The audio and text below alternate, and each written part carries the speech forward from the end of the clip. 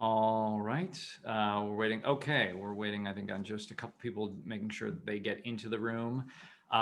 Thank you all so much for your patience.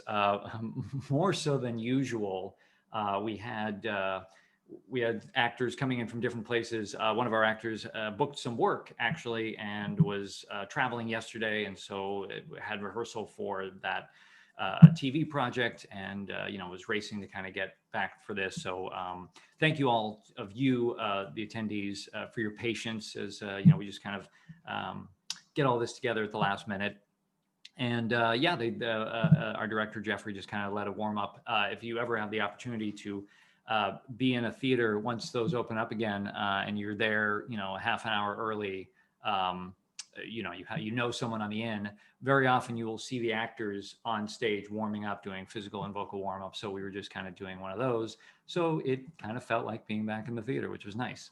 But before we go any further, my name is Nathan Agan. I'm the host and producer of the Working Actors Journey and these workshops. Thank you all so much for being here.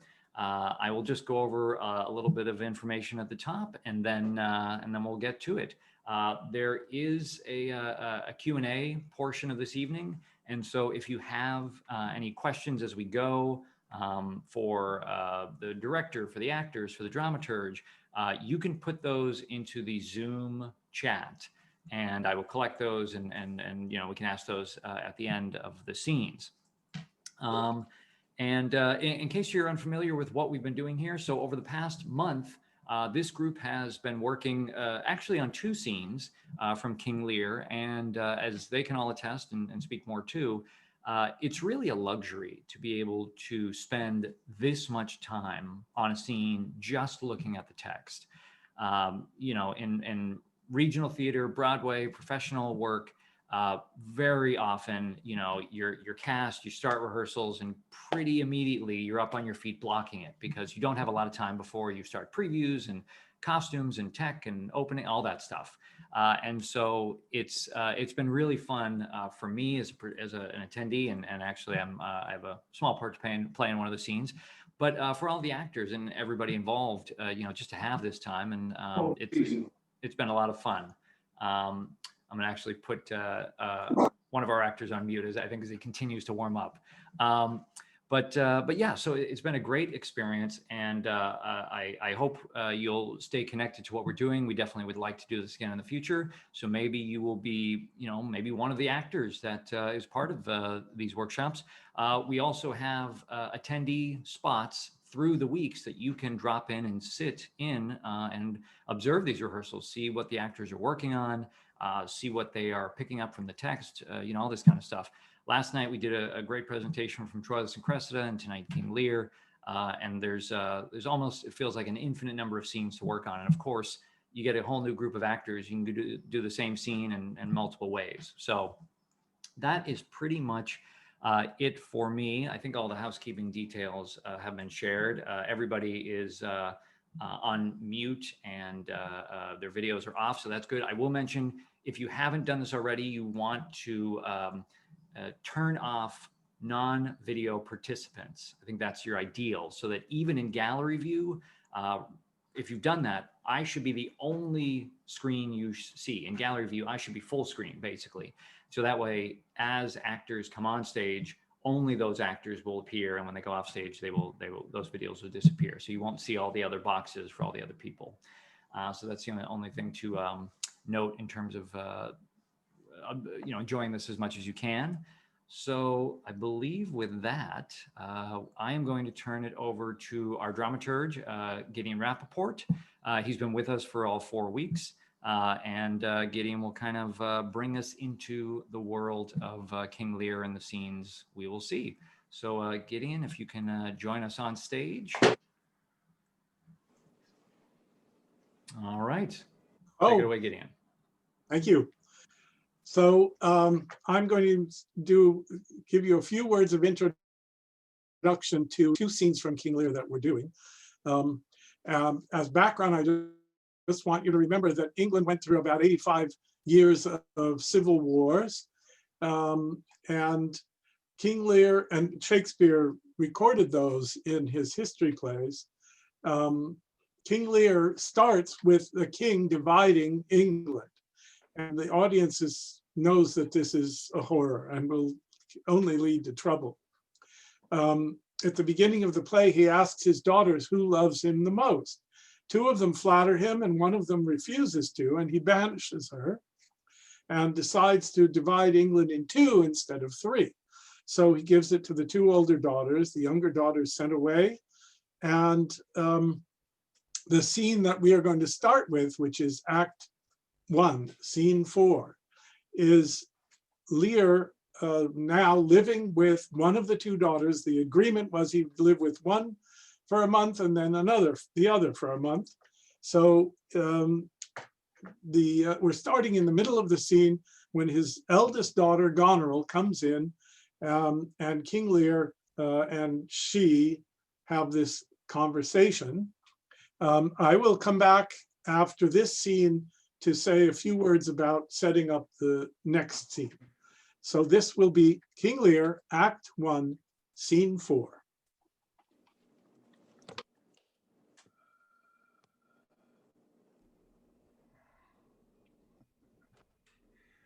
How now, daughter? What makes this frontlet on? Methinks thou art too much of late in the frown.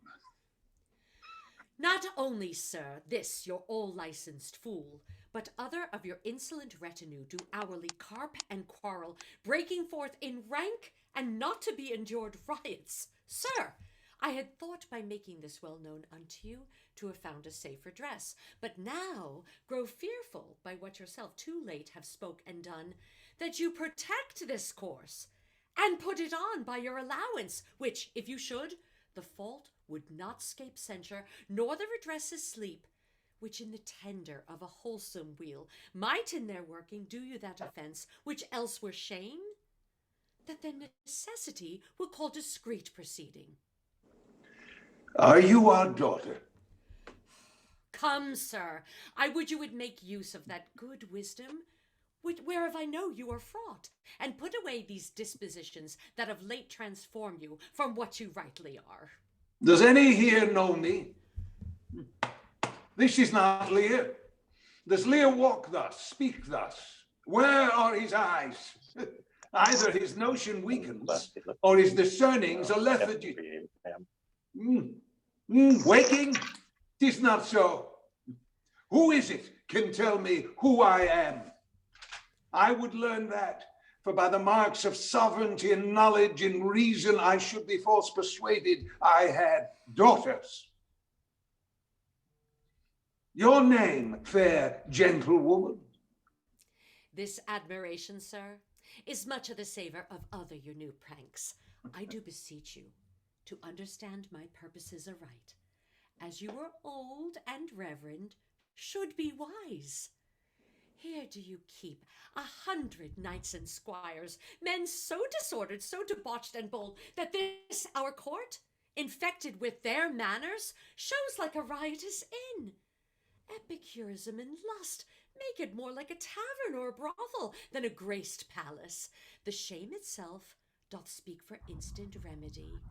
Be then desired by her that else will take the thing she begs, a little to disquantity your train, and the remainder that shall still depend to be such men as may besort your age, which know themselves and you. And devils. Saddle my horses. Call my train together, degenerate bastard. I'll not trouble thee. Yet have I left a daughter. You strike my people, and your disordered rabble make servants of their betters. Woe that too late repent. Oh, sir, are you come? Is it your will? Speak, sir. Ingratitude, thou marble-hearted fiend, more hideous when thou showest in thee in a child than in the sea monster. Pray, sir, be patient. Detested kite, thou liest, my train, are men of choice and rarest parts, that all particulars of duty know, and in the most exact regard deport the worships of their name. Oh, most small fault How ugly didst thou in Cordelia's show? Oh, Lear, Lear, Lear, Lear, Lear, knock at the gate, that let thy folly in and thy good judgment out. Go, my people, go. My lord, I am guiltless as I am ignorant of what hath moved you. It may be so, sir.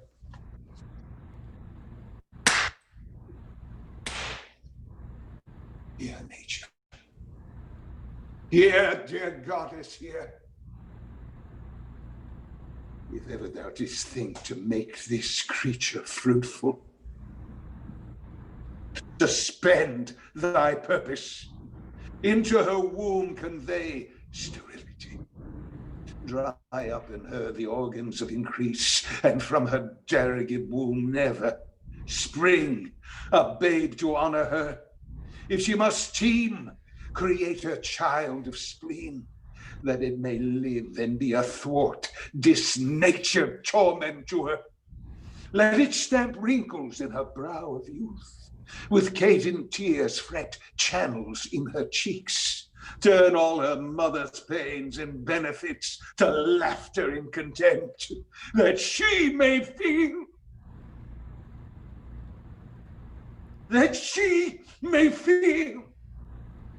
how sharper than a serpent's tooth it is to have a thankless child. Away! Away! Now, gods that we adore, whereof comes this? Never afflict yourself to know more of it, but let his disposition have that scope that dotage gives it.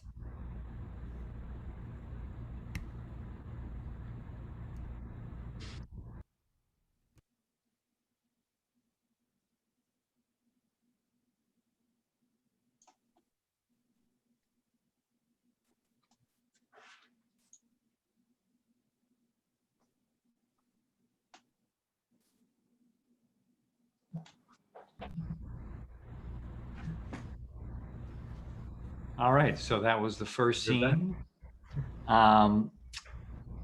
I'll just make a quick note.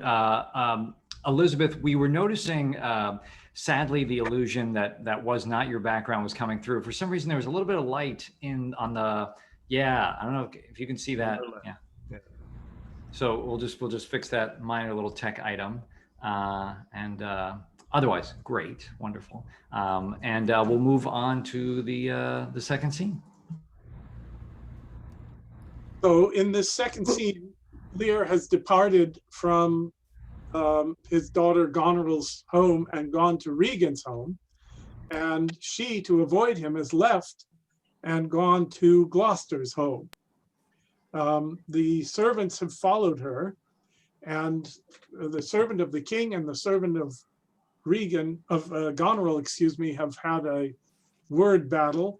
And because he overreacted, according to Cornwall and Regan, he was put in the stocks.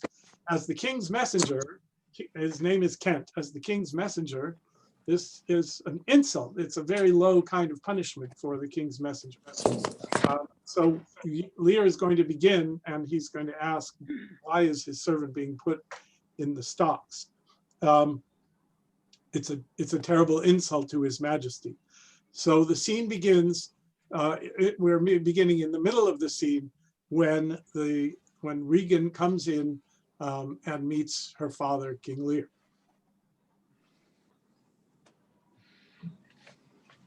Good morrow to you both. Hail to your grace. I am glad to see your highness. Regan, I think you are. I know what reason I have to think so. If thou shouldst not be glad, I would divorce me from thy mother's tomb, sepulchering an adulteress. Oh, are you free? Well, some other time for that. Beloved Regan, thy sister's not. Oh, Regan, she hath tied sharp-toothed unkindness like a vulture. Here, I can scarce speak to thee. Thou'lt not believe with how depraved a quality. Oh, Regan. I pray you, sir, take patience. I have hope you less know how to value her desert than she to scant her duty. Say, how is that? I cannot think my sister in the least would fail her obligation. Ooh. If, sir, perchance she have restrained the riots of your followers, 'tis on such ground and to such wholesome end as clears her from all blame. My curses on her. Oh, sir, you are old. Nature in you stands on the very verge of his confine. You should be ruled and led by some discretion that discerns your state better than you yourself. Therefore, I pray you that to our sister you do make return. Say you have wronged her. Ask her forgiveness. Do you but mark how this becomes the house? Oh, dear daughter, I confess I am old. Age is unnecessary. On my knees, I beg that you'll vouchsafe me raiment, bed, and food. Good sir, no more. These are unsightly tricks. Return you to my sister. Never, Regan. She hath abated me of half my train, looked black upon me, struck me with a tongue most serpent-like upon the very heart. All the stored vengeances of heaven fall on her ingrateful top. Strike her young bones, you taking airs with lameness. Fie, sir, fie! You nimble lightnings dart your blinding flames into her scornful eyes. Infect her beauty, you fen, sucked fogs drawn by the powerful sun to fall and blister her. Oh, the blessed gods. So will you wish on me when the rash mood is on? No. Regan,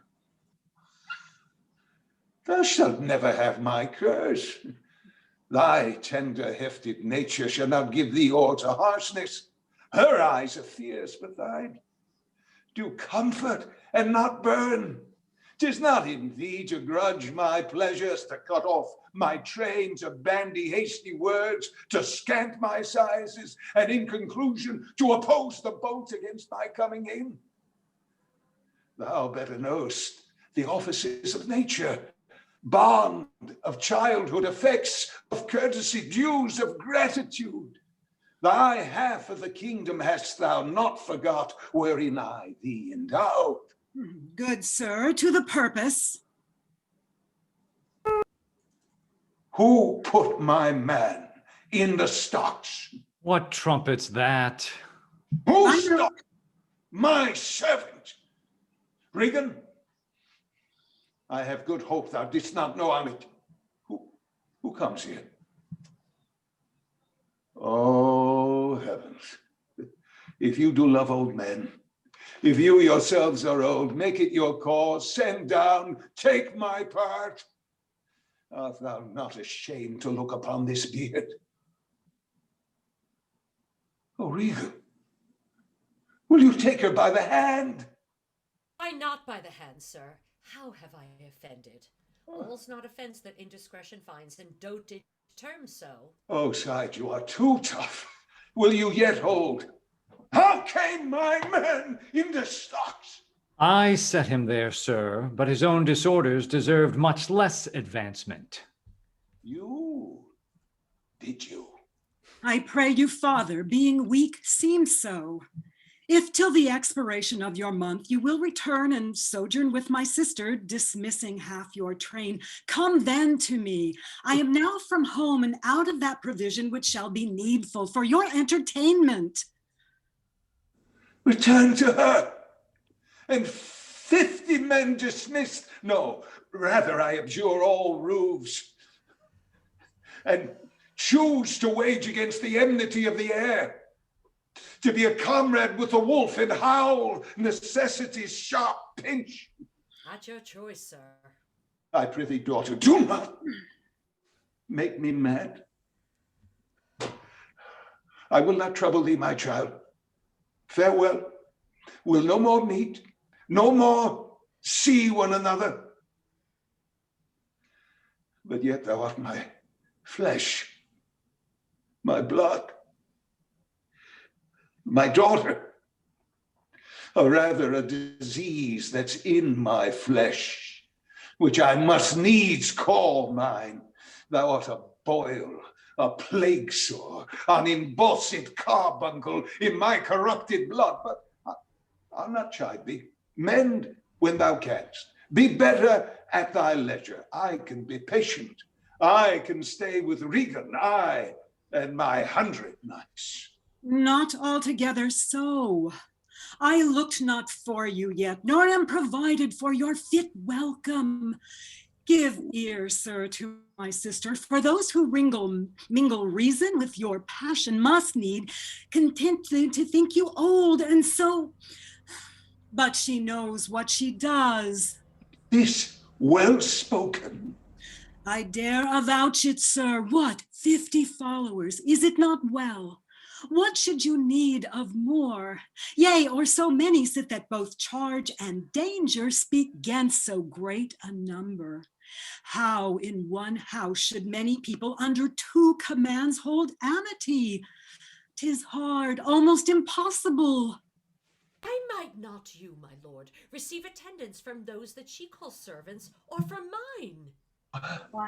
Why not, my lord? If then they chance to slack you, we could control them. If you will come to me, for now I spy a danger, I entreat you to bring but 25. To no more will I give place or notice. I gave you all. And in good time you gave it. I made you my guardians, my depositories, but kept a reservation to be followed with such a number. What? Must I come to you with 25, Regan? Say you so? And speak again, my lord, no more with me. Oh, those wicked creatures yet to look well favored when others are more wicked. Not being the worst stands in some rank of praise. I'll go with thee. Thy 50 yet doth double 25, and thou art twice her love.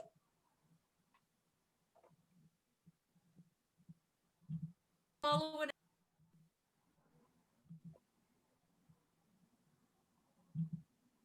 Can't hear you.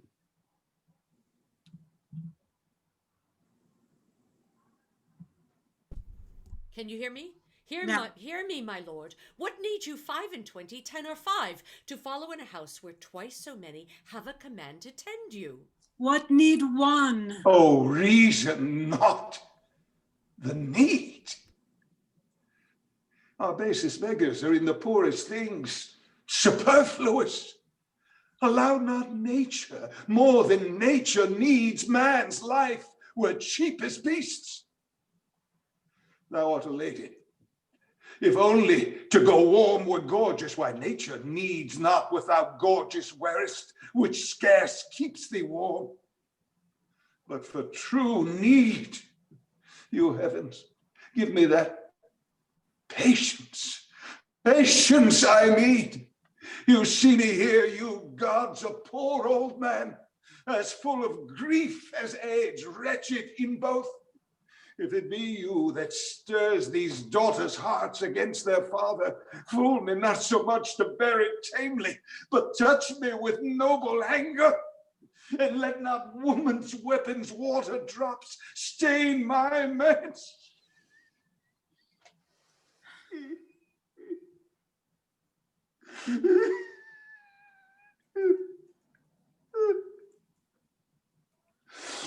No, you unnatural hags!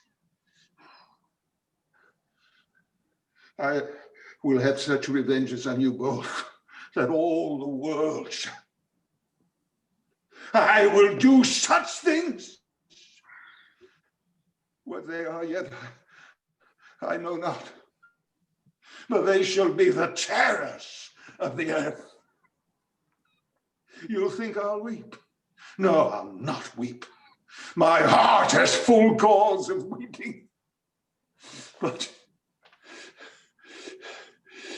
these hearts shall break into 100,000 flaws, oh, ere I'll weep. Oh, fool, I shall go mad. Let us withdraw. 'Twill be a storm. This house is little.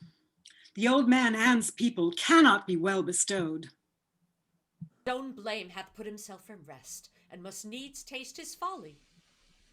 For his particular I'll receive him gladly, but not one follower. So am I purposed. Where is my Lord of Gloucester? Follow the old man forth.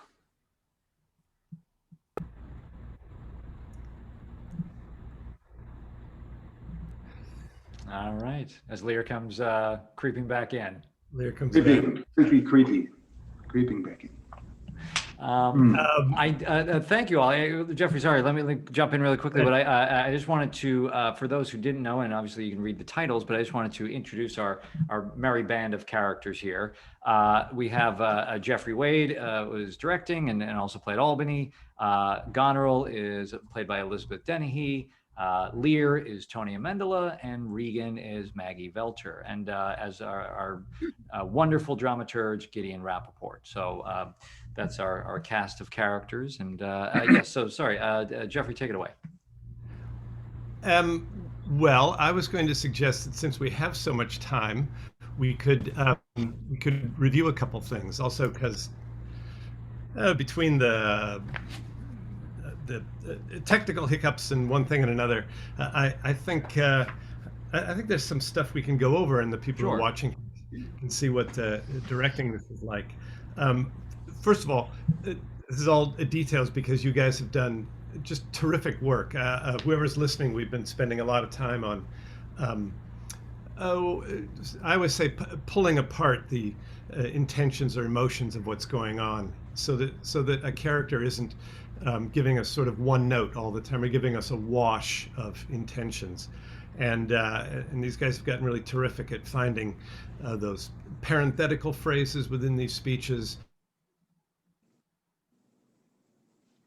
Lost you. Oh, now Geoffrey froze. This is technical night, isn't it? Yeah, really. We forgot to do our 10 out of 12 this past weekend, I guess. So. Understand. Oh, there he is. Are you back, Geoffrey? No. It's quite a portrait, though, isn't it? Look at that. He's a very handsome guy. He's very, he's out of a Terrence Rattigan play, isn't he? And looking so pensive. He really is. There. Just like he really is.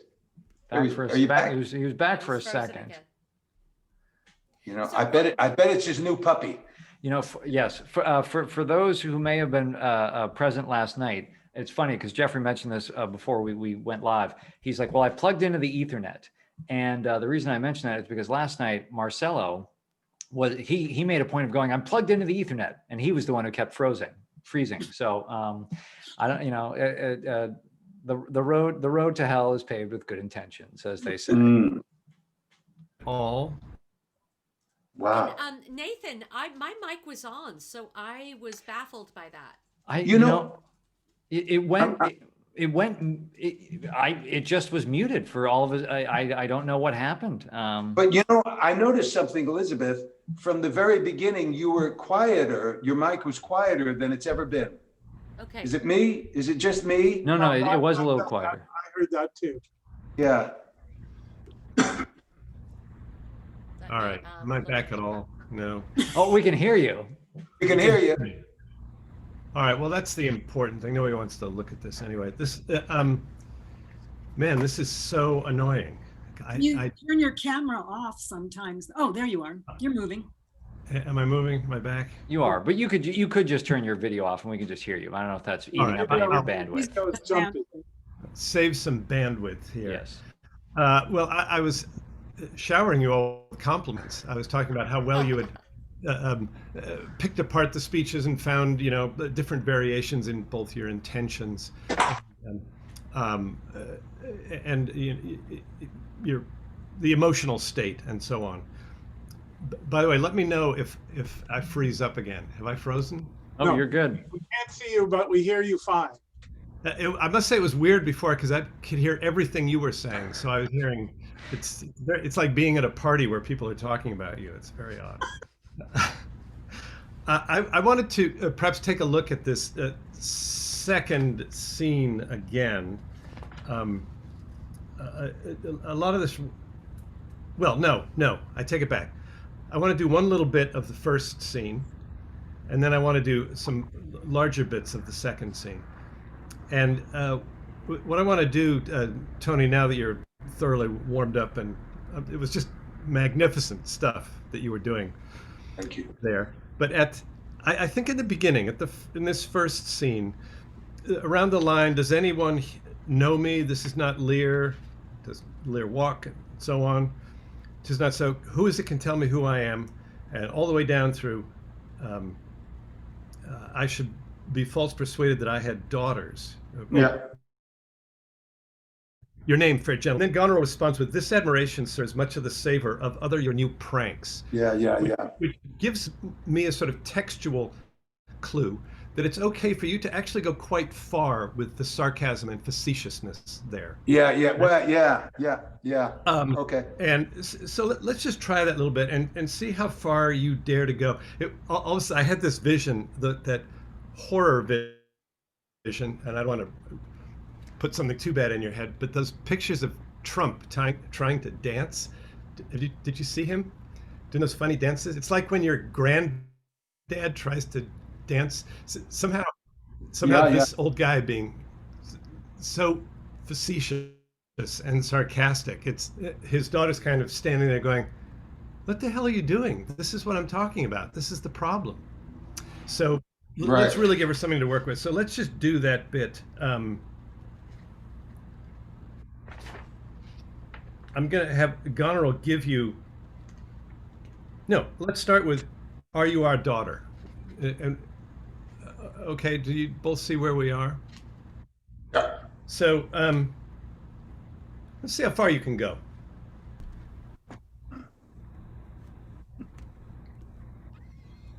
Are you our daughter? Come, sir, I would you would make use of that good you are fraught, and put away these dispositions that of late transform you from what you rightly are. Does anyone here know me? This is not Lear. Does Lear walk thus? Speak thus? Where are his eyes? Either his notions or his discernings are lethargy. Hey? Waking? 'Tis not so. Who is it can tell me who I am? I would know that, for by the marks of sovereignty, knowledge, and reason, I should be false persuaded I had daughters. Fair, gentle woman.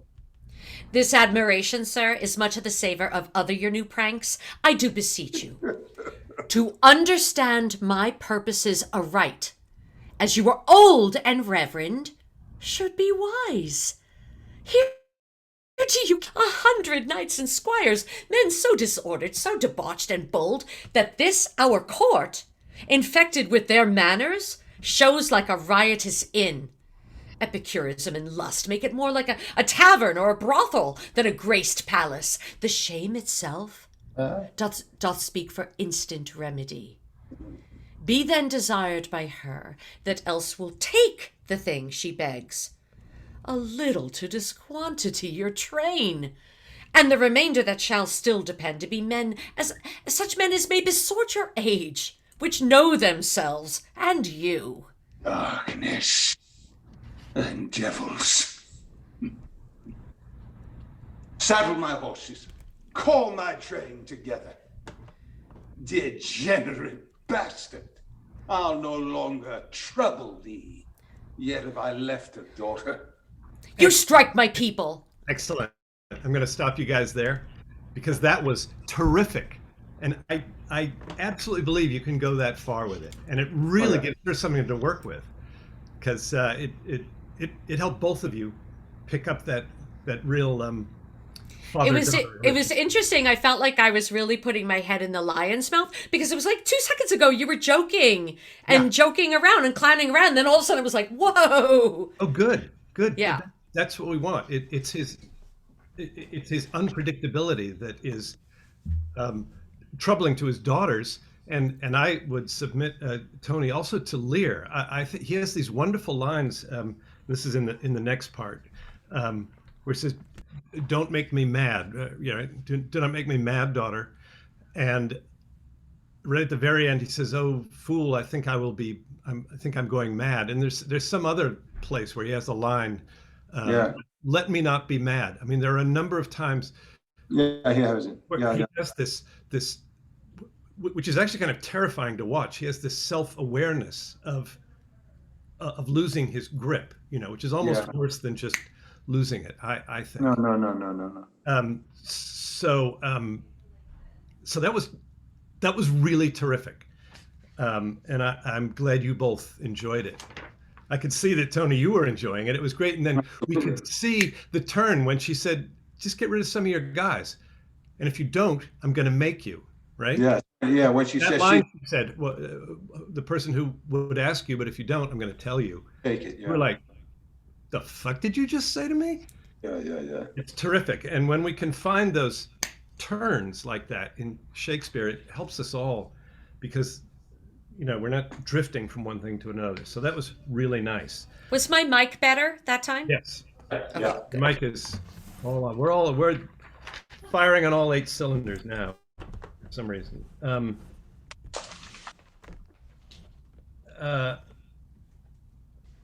I want to go to the second scene now. So, Regan, let's bring you on.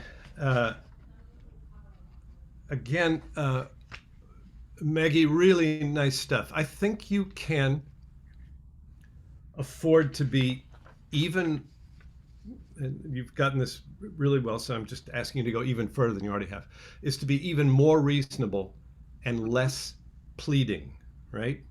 Which for some people, I often say, you need to raise your status or lower your status. It's something that, people say, what does that mean? But we do it every day. When you're talking to one person, anyway, you know what I mean. So let's see if I. Is there a specific one that seemed like was too much that?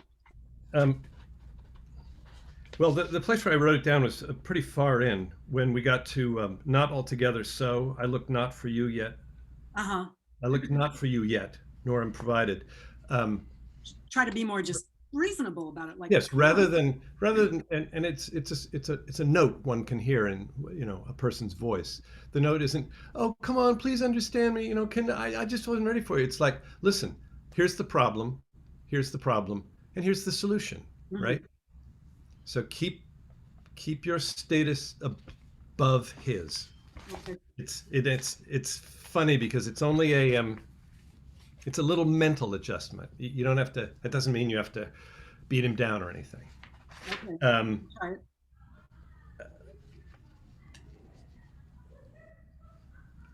Just to, once again, Tony, at the beginning of this scene,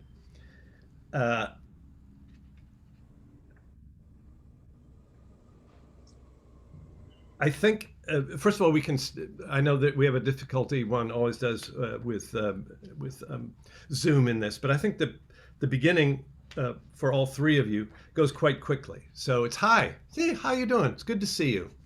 Even you, Nathan, Cornwall, it can be a little bit of, "What are you doing here?" But it's quick, and you're good at covering.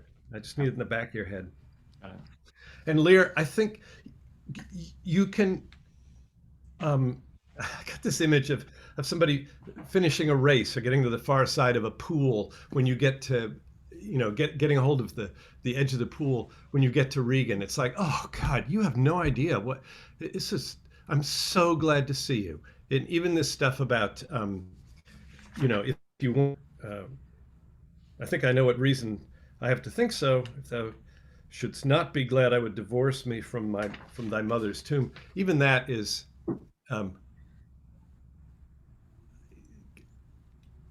don't bring too much of your anger.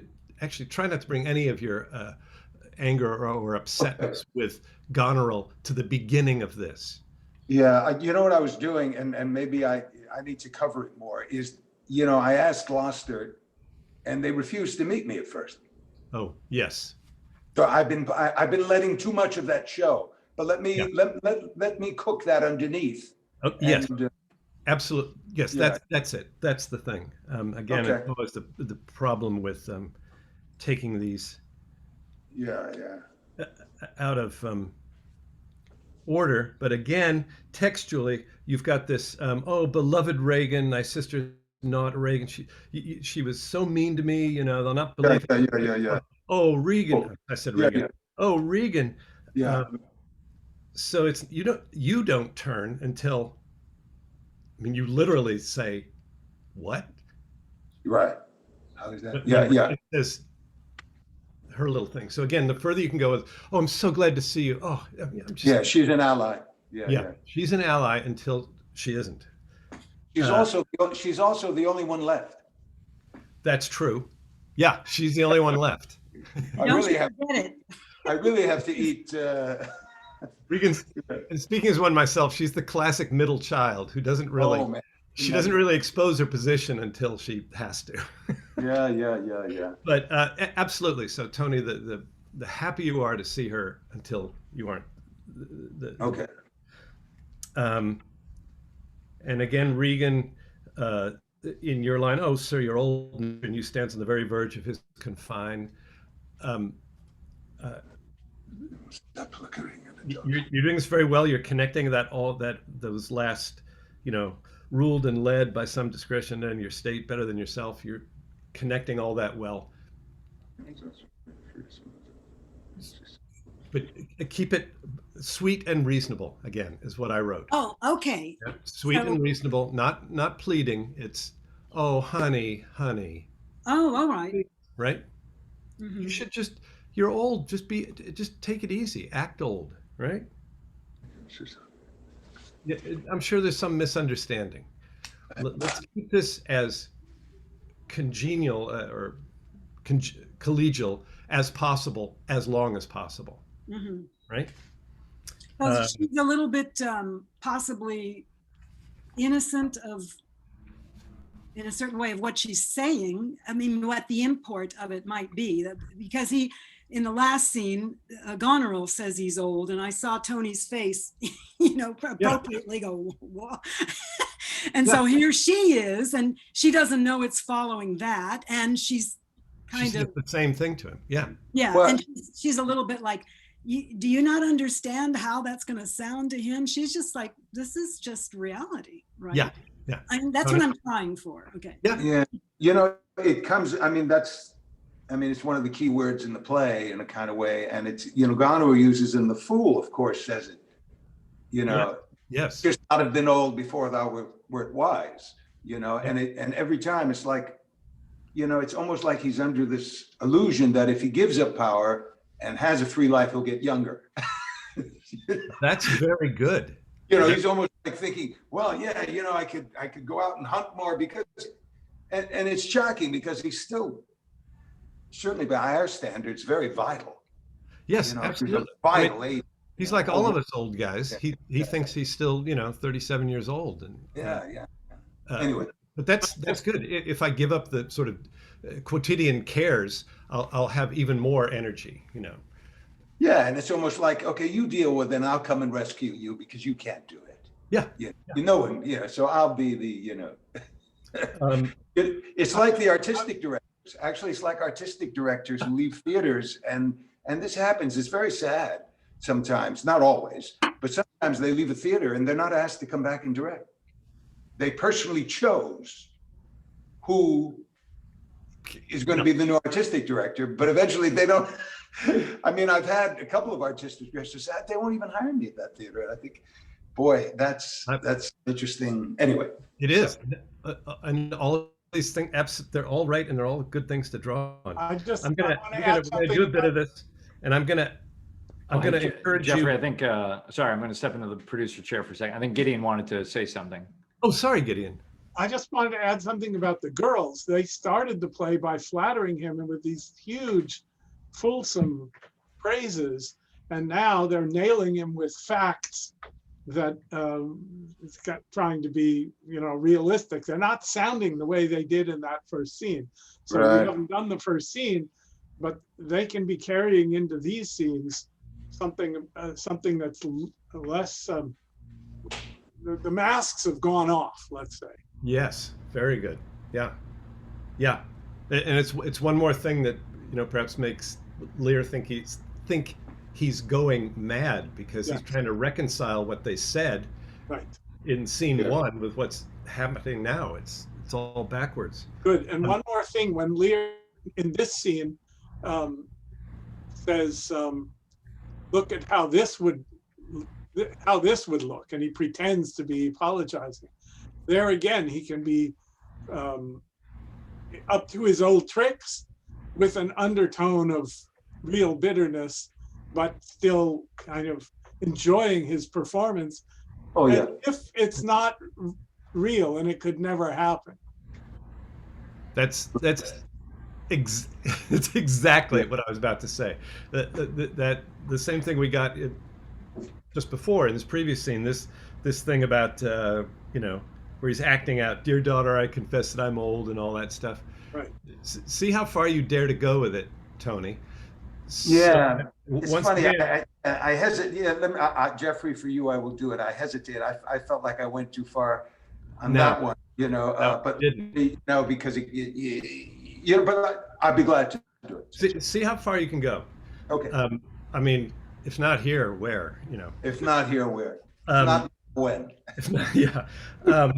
And once again, it just helps Regan go, Dad, don't do that anymore. These are unsightly tricks. Now I know Right. trick has more than one meaning, but it's like he's doing his so, and it's unsightly. I mean, it should be almost embarrassing to watch. Yeah. So see if you can Okay. embarrass yourself. I just want to add to that this medium will let you do that.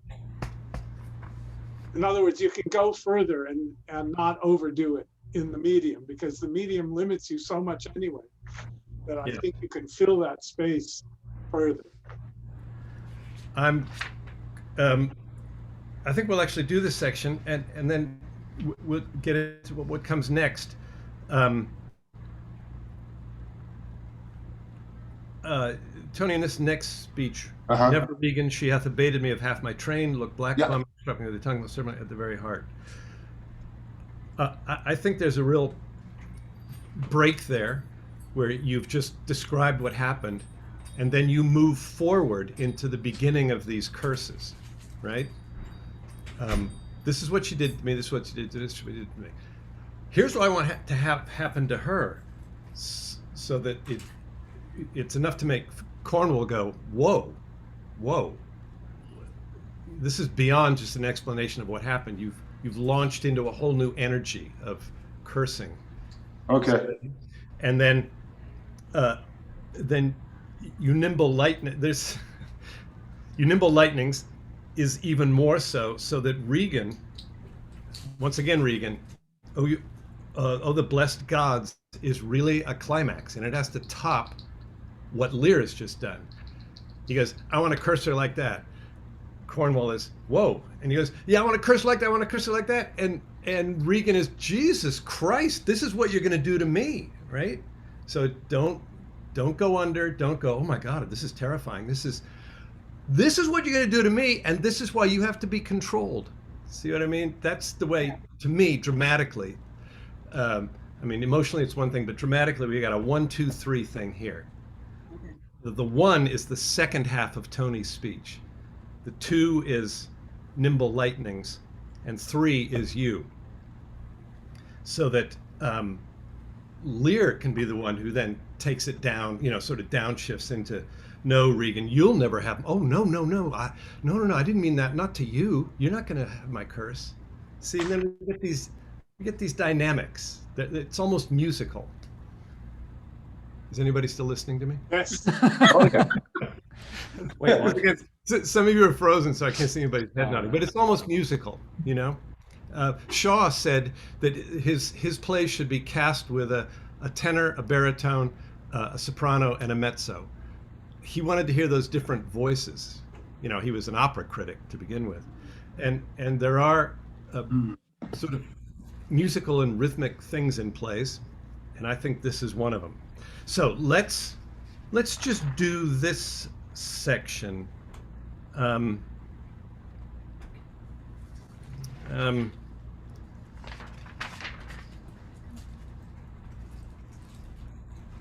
Actually, look, let's go back to the beginning and go through. Oh, the blessed gods, so you will wish me when the rash mood is on. So that's about a page and a half. And do the whole thing from there? Yeah, let's do the whole thing from there, since I've been talking so much about it. Just to. I don't hope it's okay.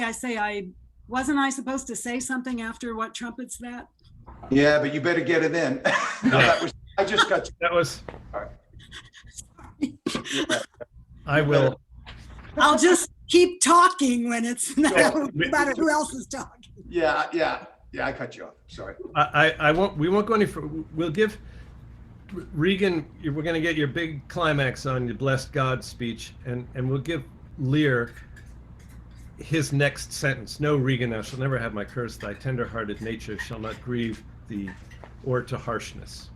And that'll be That's how far we're going to go. All right, we don't need You're okay. You want to go that far? Okay. Only that far for now. Okay. I've forgotten what you've asked us to do at the beginning. Yeah, Well, it's a rapid, it's a rapidity. No, I got you. Yeah. just move through it quickly and just be more delighted to see Regan. You Great. got it. I'm going to go off and I'm going to mute myself. Give yourselves a second. Give it a couple of beats and then start. I'm sorry, where are we starting? Just from the top of this second From the scene. top, thank you. Very All right. top of the scene. Good.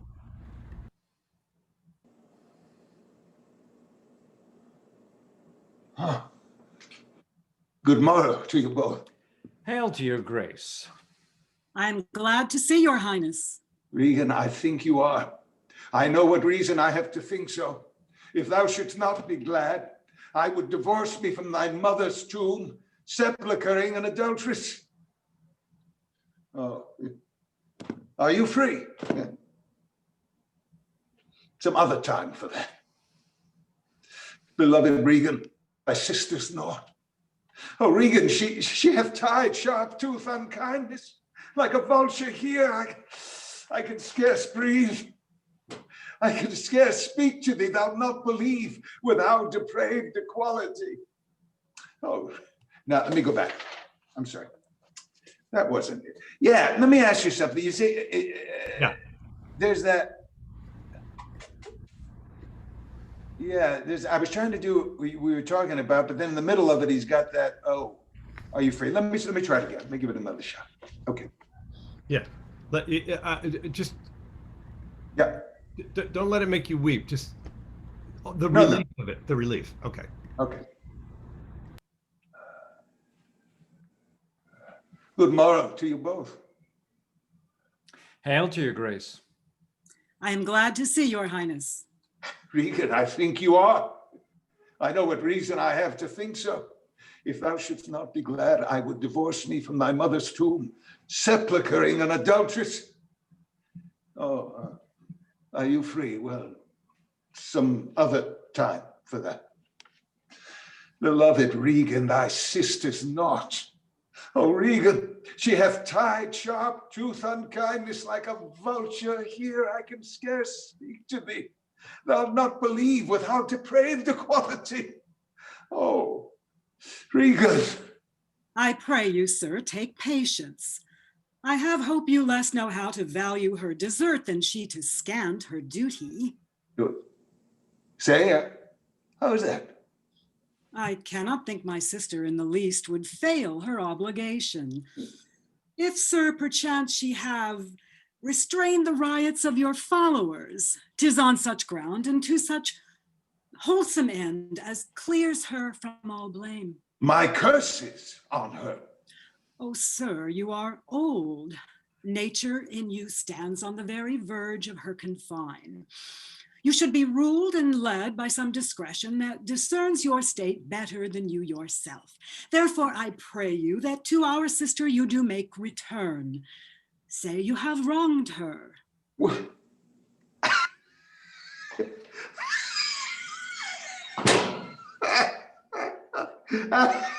Ask her forgiveness.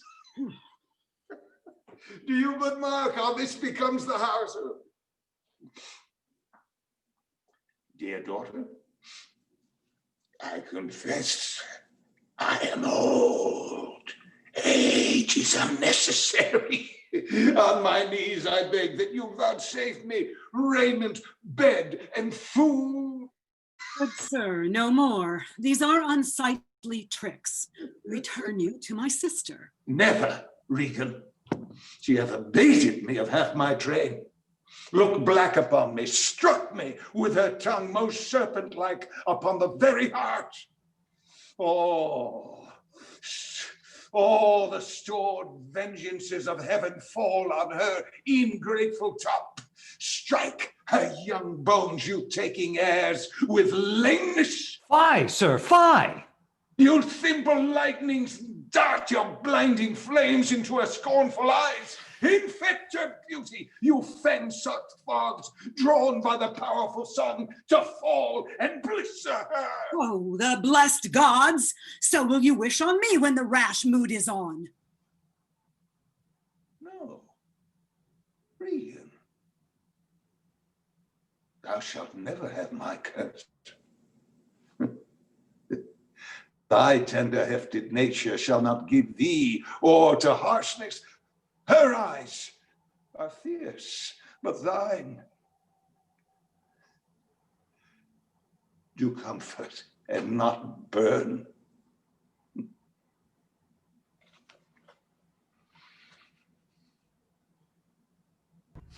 Yeah.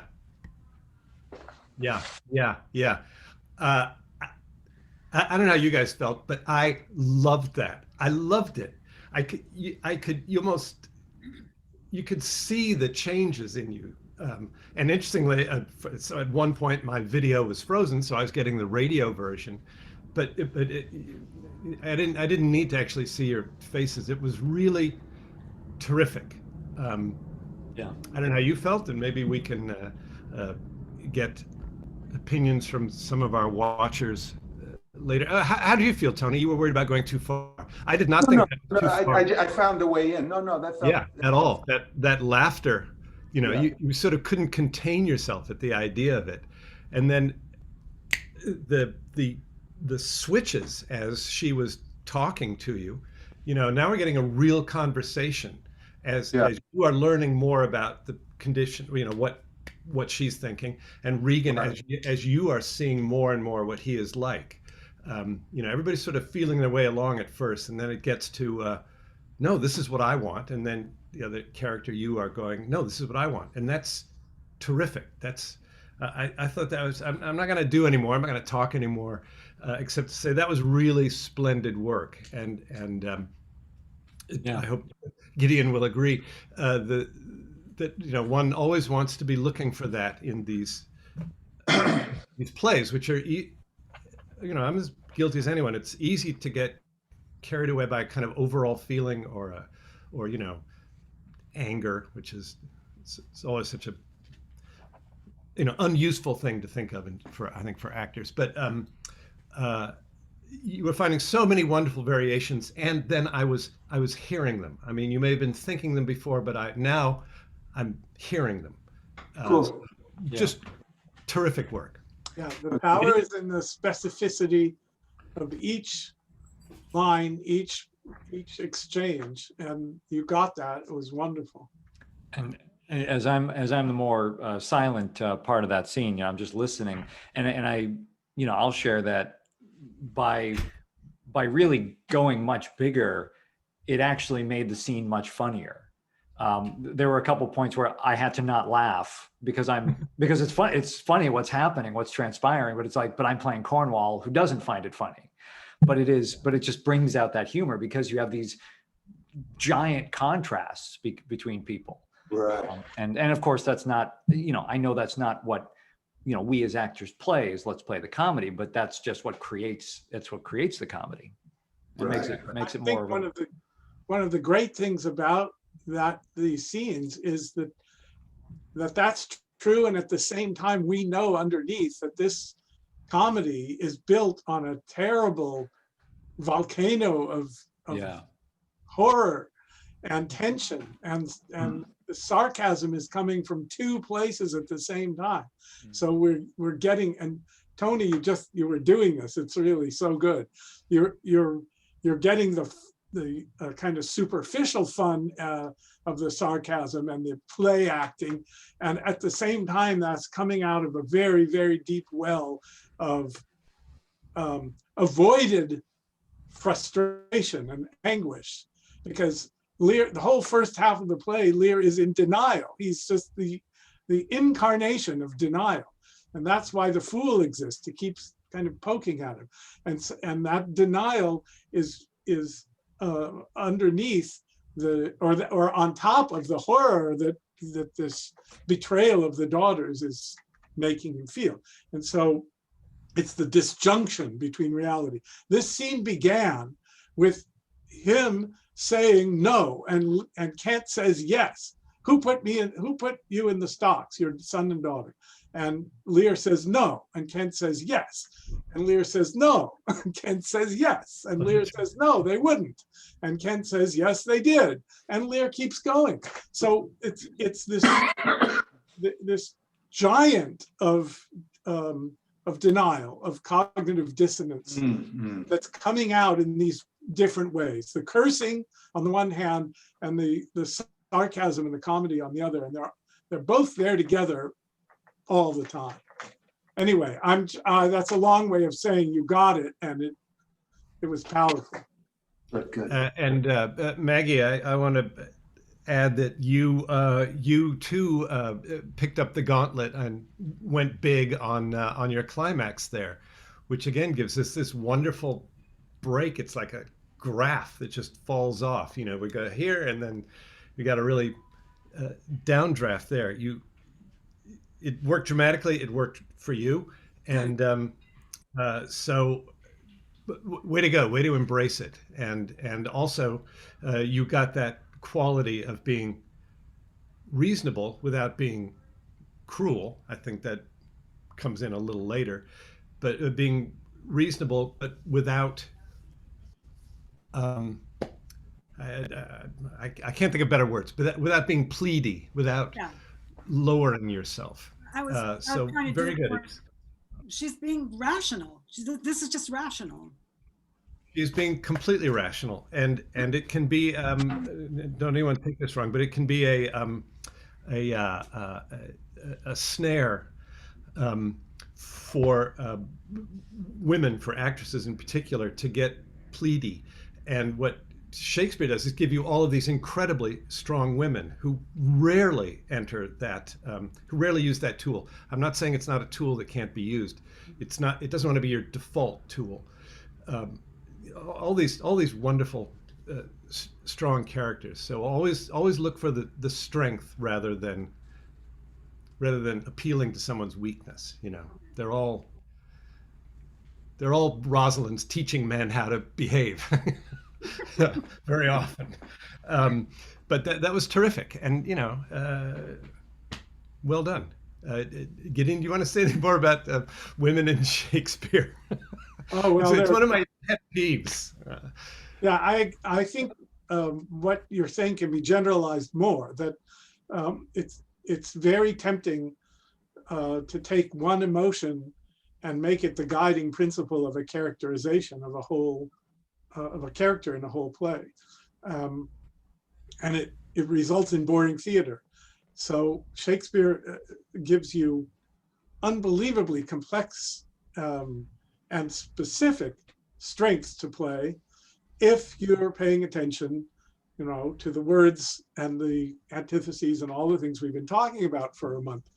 And when you do that, the whole arc of the character comes alive as really almost a living being, like as convincing a living being as any playwright has ever made for us on the stage. And it's because of that complexity and specificity that Dakin Matthews was talking about in one of his recent talks. And if you if you bury that under a single emotion, whether it's pleading or whether it's adolescent anger or whether it's nobody ever listens to me, I'm going to go eat worms, or whatever that governing emotion is, it flattens out everything and becomes relatively boring. And what we've been working on all this time is the opposite. We've been pointing out the particulars and separating not only one character from another, but each moment of a character from the previous and the following. And when we do that, then it's, after all, it's called a drama. And there's drama within the lines as well as between the characters.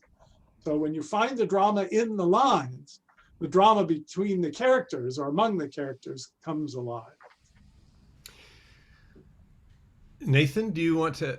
I think we have both made our summaries. Yeah, I feel like we unless the actors, unless Elizabeth or Maggie or Tony wants to say something. I've sort of been hogging the air here, but anybody got anything? I think something I would like to just, what's been interesting to me in this play is that when I'd seen it before, I'm kind of surprised. I saw it when I was younger, and yet I was totally feeling sorry for Lear. Look what these daughters are doing to him. They're so terrible, you know.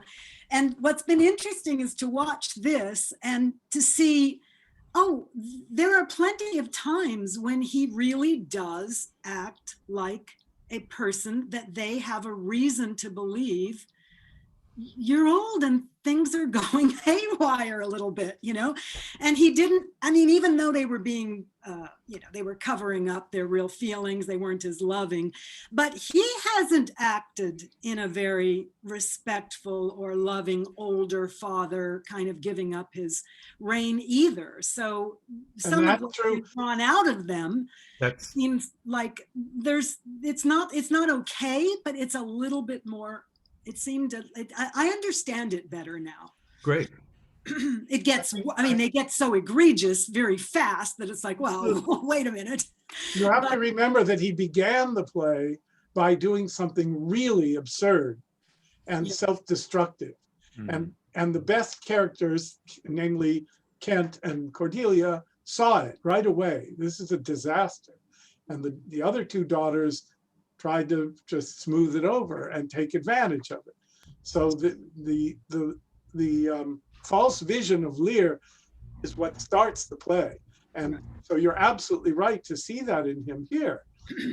It's just that the reaction of the daughters throughout the rest of the play goes so far overboard that it becomes worse than what he's done. It's in the scene that we did, it's interesting because your instinct tells you to start in a small place and then build from there. And Goneril's two speeches, it's the cumulative effect of the fool making fun of her and all these guys. And so the first speech, not only so this you're all licensed fool, but other of your, it's almost like the ferocious speech. And then this admiration, sir, now I'm going to be, it's almost the reverse of what your instinct tells you to do. You know, it's the first speech is very aggressive. And then the second one is like, let's just talk about these nights. Okay. And you're reacting to what he's doing and saying, so that you're each time a different aspect of his nature comes out, which it does all over the place, you are reacting to each of those presentations of him. The sarcasm, the rage, the questioning, the anger with himself, all those things require a different kind of reaction from the girls. And we're seeing these two scenes are like the tops of mountains, but the valleys that we climb to get there, you know, so, you know, that whole conversation that Goneril has with Oswald, like, don't treat them really badly. Treat them really badly when they come back. Tell them I don't feel well. I'm not. So it's like then this explosion happens, Yes. and you were seeing just the explosions. So. Yes, and the fool has said, we're going to go from gonerils to regans, but she's going to taste as like this as a crab does to a crab. So we are prepared for these things that you're describing. Yes. Well, I will. I'll jump in. I think we filled the evening quite fully. So thank you all for all of your work over the month. I will ask the actors and artists to just hang out, and we can chat amongst ourselves in just a little bit. But I want to thank again all the attendees for coming, and I hope you enjoyed the evening. We did see a couple comments come in. Everyone was marvelous.